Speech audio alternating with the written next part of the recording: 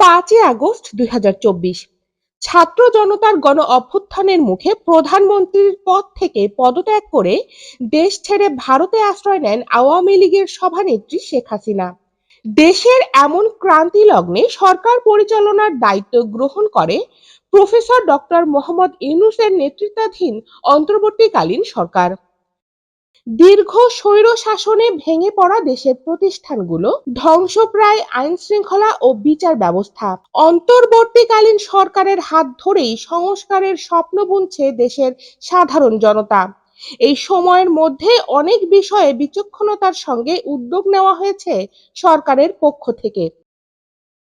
12টি city কর্পোরেশনের mayor সহ দেশের সব জেলা ও উপজেলা পরিষদের চেয়ারম্যান এবং পৌরসভার মেয়রদের অপসারণ করে সেখানে প্রশাসক নিয়োগ দিয়েছে অন্তর্বর্তীকালীন সরকার।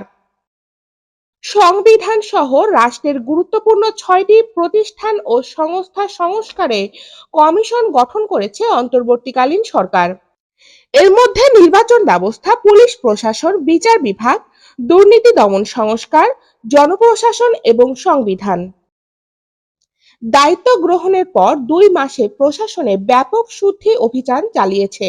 আওয়ামী লীগ সরকারের আস্থাভাজন হিসাবে পরিচিত সচিব, অতিরিক্ত সচিব, বিভিন্ন দপ্তর, অধিদপ্তর ও সংস্থার প্রধান, বিভাগীয় কমিশনার, জেলা প্রশাসক, উপজেলা নির্বাহী অফিসার সহ অনেক কর্মকর্তাকে পদ থেকে সরানো হয়েছে।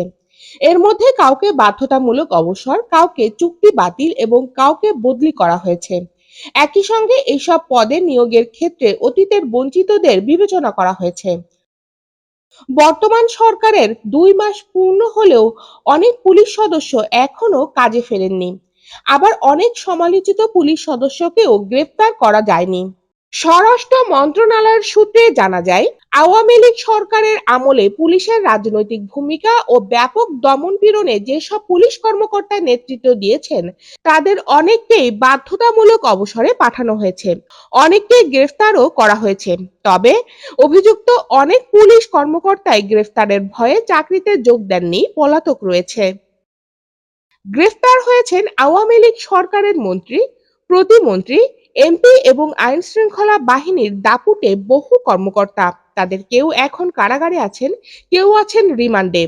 এই তালিকায় আছেন সাবেক প্রধানমন্ত্রীর বেসরকারি শিল্প ও বিনিয়োগ বিষয়ক উপদেষ্টা সালমান এফ রহমান, সাবেক আইনমন্ত্রী আনিসুল হক, সাবেক সমাজ কল্যাণ মন্ত্রী দীপু মনি, সাবেক তথ্য প্রযুক্তি প্রতিমন্ত্রী জুনাইদ আহমেদ পলক, সাবেক পানি সম্পদ মন্ত্রী রমেশ চন্দ্র সেন, সাবেক পরিকল্পনা মন্ত্রী এম এ মান্নান, সাবেক ডেপুটি স্পিকার শামসুল হক টুকু, সাবেক মন্ত্রী হাসানুল হক ইনু, রাশেদ খান মেনন সহ আরো অনেকে। শেখ হাসিনার আমলে সরকারের ছত্রছায়ায় এস আলম, বেক্সিমকো সহ দেশের বেশ কয়েকটি বৃহৎ শিল্প গ্রুপকে ব্যাংক থেকে অর্থ লুটপাটের সুযোগ দেওয়া হয়েছিল। এইসব গ্রুপের মালিকেরা হাজার হাজার কোটি টাকা বিদেশে পাচার করেছে। ফলে দীর্ঘ সময় জুড়ে দেশে ডলারের তীব্র সংকট দেখা যায়। নতুন সরকার দায়িত্ব নিয়ে ব্যাংক সহ আর্থিক খাতে দৃশ্যমান বেশ কিছু পদক্ষেপ নিয়েছে। যেখানে হাত দেওয়ার সাহস পায়নি কেউ, সেই বড় বড় রাঘব বোয়ালদের বিরুদ্ধেও ব্যবস্থা নিয়েছে। গত 10 আগস্ট হঠাৎ তৎকালীন প্রধান বিচারপতি ওবায়দুল হাসান আত্মগোপনে থাকা অবস্থায় সুপ্রিম কোর্টের ফুল কোর্ট সভা আহ্বান করেন। ফুল কোর্ট সভার নামে জুডিশিয়াল ক্যুর একটি ব্যর্থ চেষ্টা হয়, সেটি ব্যর্থ করে দেন শিক্ষার্থীরা। সেদিন থেকে পরিবর্তনের সূচনা হয় সুপ্রিম কোর্টের। সংবিধান অনুযায়ী 5 বছরের দায়িত্ব নির্ধারণ করা থাকলেও শেখ হাসিনা সরকারের পতনের পর মাত্র 2.5 বছরেই বিদায় নিতে হয়েছে কাজী হাবিবুল আওয়াল নেতৃত্বাধীন নির্বাচন কমিশনের। বিভিন্ন মহলের চাপে পদত্যাগ করে আওয়াল কমিশন।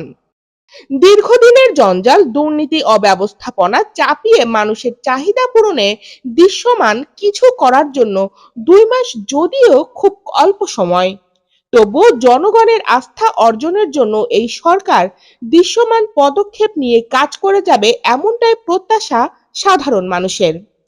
ইয়ামুল আশরাফ বৃষ্টি, সময়ের কণ্ঠস্বর ডেস্ক, ঢাকা।